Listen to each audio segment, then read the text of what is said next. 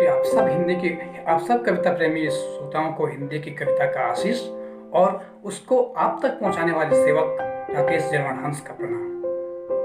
मित्रों, मैं आज आपके सामने उपस्थित हुआ हूं लेकर के अपनी एक कविता जिसका नाम है परिवर्तन एक नया आविष्कार।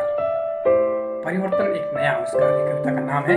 ये एक प्रेरणा की कविता है और परिवर्तन जो कि सृष्टि की शाश्वत घटना है, शाश्वत नियम है परिवर्तन, और इसके दो पहलू विध्वंस और विकास। विध्वंस और विकास के बीच की प्रक्रिया ही परिवर्तन है।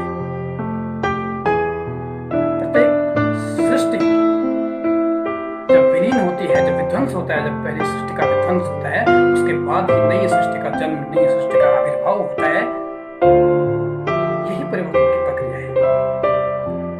तो इसी दृष्टिकोण पर एक कविता आप सबके सम्मुख।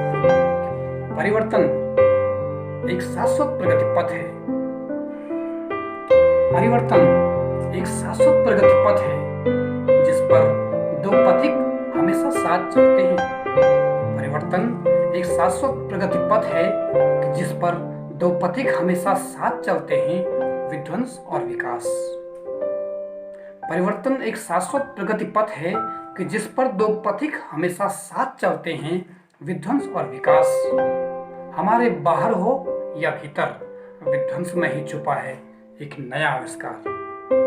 हमारे बाहर हो या भीतर, विध्वंस में ही छुपा है एक नया आविष्कार। मैं यह नहीं कहता हूं कि सब कुछ तोड़ दो, मैं यह नहीं कहता हूं कि सब कुछ तोड़ दो, पर जब झांकता हूं अंदर तो यही कहता हूं कि सब कुछ तोड़ दो। मैं यह नहीं कहता हूं कि सब कुछ तोड़ दो, पर जब झांकता हूं अंदर तो यही कहता हूं कि सब कुछ तोड़ दो, क्योंकि विध्वंस में ही छुपा है एक नया आविष्कार।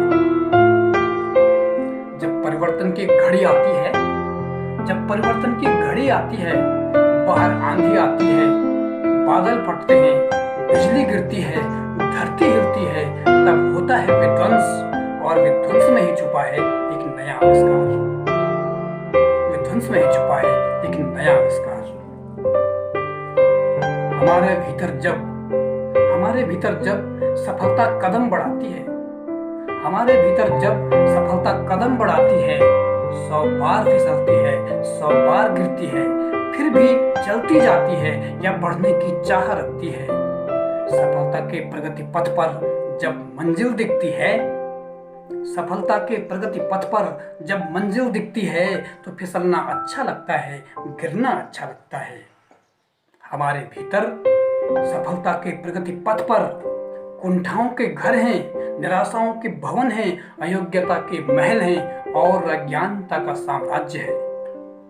हमारे भीतर सफलता के प्रगति पथ पर कुंठाओं के घर हैं, निराशा के भवन हैं, अयोग्यता के महल हैं और अज्ञानता का साम्राज्य है।